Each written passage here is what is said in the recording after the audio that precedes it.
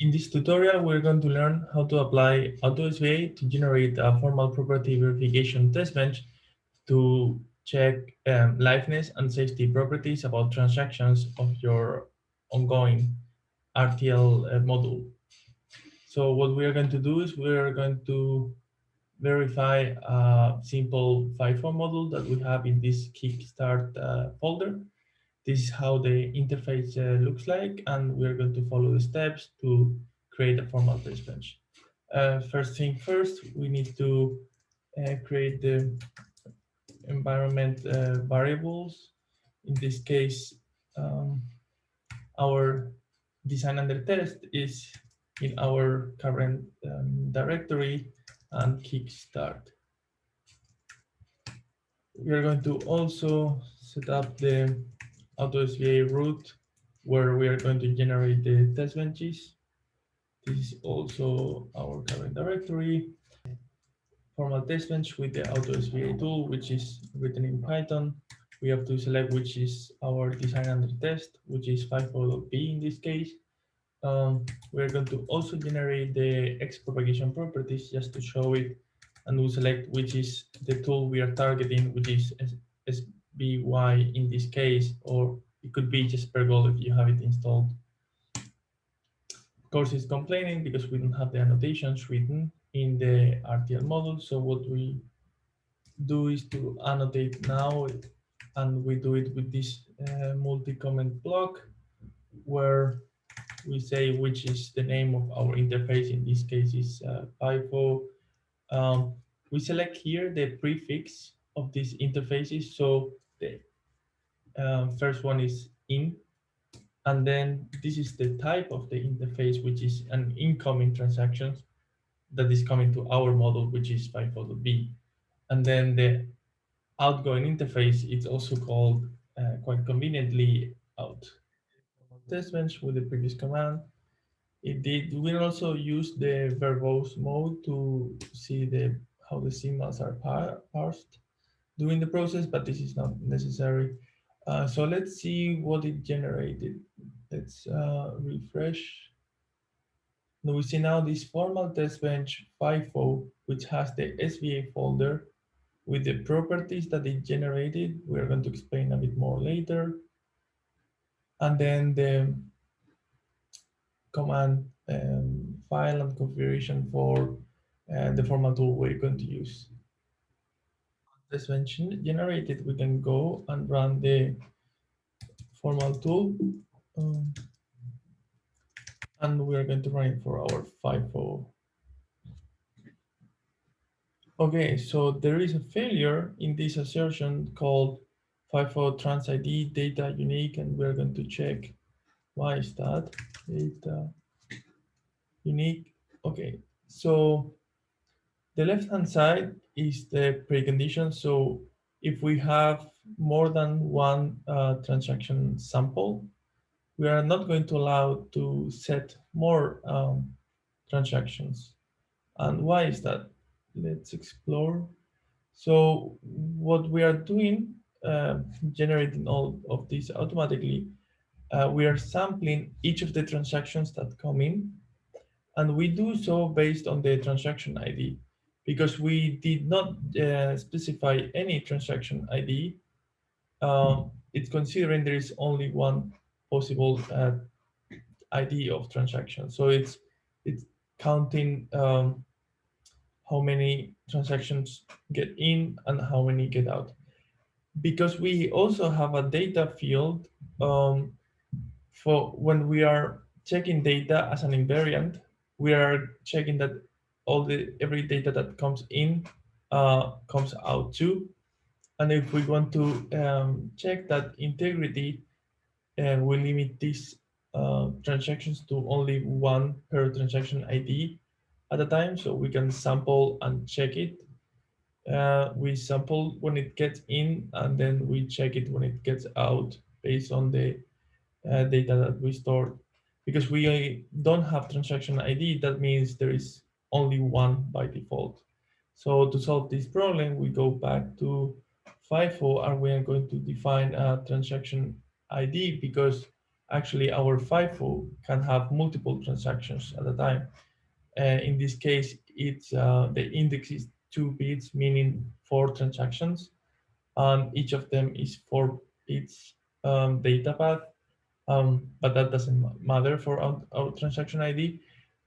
Um, so even if the transaction ID is not explicit in the interface, in the logic as we have designed it, and you as a designer, you know the design, the head and tail pointers, those really define the transaction ID. So they, when something gets pushed into the FIFO, we update the head, and when something is popped, we update the tail. So those can be our transaction IDs, and we are going to add them to the annotation section like this. In transaction ID equal to, and we need, since it's not an interface but an internal signal, we need to use this notation of the name of the module dot the internal signal. And we use the same for the outgoing transaction. In this case, it's the tail. So now we replay. Okay, it worked, and we check that it actually changed, added a lot of things. So let's see. Yeah, now there is the concept of transaction ID. Um, when we set a transaction ID, what we are doing is just tracking one transaction ID based on this symbolic variable that for each execution of the formal tool, it will take any possible value of the range of the size of the transaction ID. So now we're going to be tracking just one ID, which is effectively any ID, but we are going to be able to check now that the integrity of the data is only on that slot of the FIFO and not on any slot of the FIFO, because it could be rewritten. So we run it again, and let's see. Okay, now it passed. There are no counterexamples. And this is the coverage part, because we had one cover, and this is the assertion part with the ABC engines of this SVY formal property verification tool. We're going to do one thing now. We're going to artificially create a bug on the design. We can, for example, tweak the ready signal. Instead of being when the buffer is not full, we can just get it ready all the time. This should cause some trouble in the design. For example, when the FIFO is full, the ready signal will not keep pushing the input interface, so it can override existing FIFO entries if we change the implementation of the ready signal. So, okay, we're going to running it again and see if we get yeah, now we get a counterexample again on this unique assertion. So what we can do now is take this trace and open the waveforms, like the wave.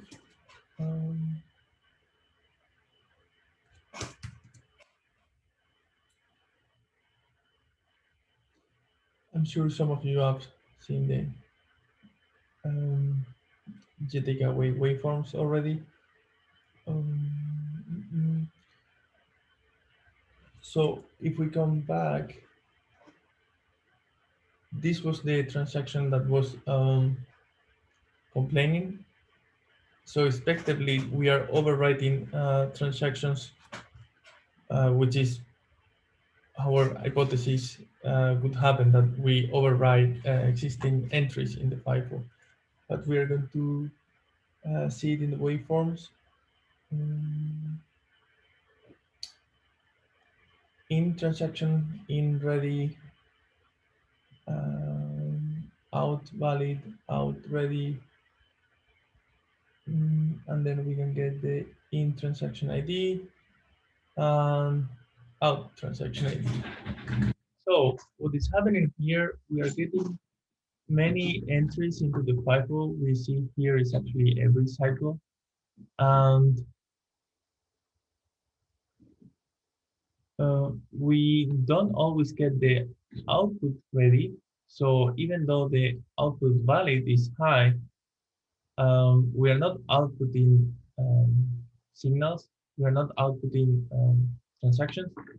So what is happening is that effectively the FIFO is getting full and it's overriding the first entry before it was even pushed out. So this confirms our hypothesis that if we messed up the ready signal, we're going to have trouble.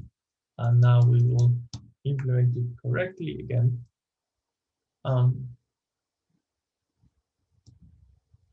If we run it, we see that it got fixed. Yeah.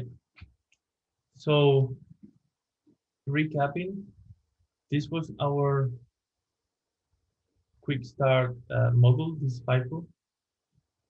We annotated with just as simple as this. We created the transaction. We defined it as incoming because it's something that our module is responsible to uh, generate these signals accordingly. And since the valid, ready, and data signals, they already follow our convention that you can read in the paper. And the ones that really were not explicit to the interface were the transaction ID. So we define them explicitly through annotations. This generated the property file we see here. We sample the transaction. Um, yeah, we count how many transactions are inside based on this transaction ID. We only select the ones we care about. And as I mentioned, this symbolic will take any value. So effectively, every slot in the FIFO will be checked. We check that there is no overflow, the valid ready signals, that there is eventually a response. The slots don't get inside the FIFO forever, but they get out. We don't have duplicated response. Another problem could arise is that the FIFO entry um, could like pop, but still remain inside if the logic is not implemented correctly. So we check that for every response, there was only one request and there are not duplicated responses. Responses in this context, meaning data going outside the FIFO. We check the integrity of the data, that for that slot, the data that came in also came out, that there is no more than the slot is not written twice before it goes out. And finally, these are the X propagation assertions, checking that if the valid signal of the interface is not X, then it's not X and is 1 is set, then the data and the transaction ID, they cannot be X. Although this is not checked through formal property verification, this is checked through simulation-based verification and also X propagations sub-tools within the formal verification suites. Yeah, read the paper, and if you have any further question, we are reachable through GitHub or mail that is specified there. Thank you.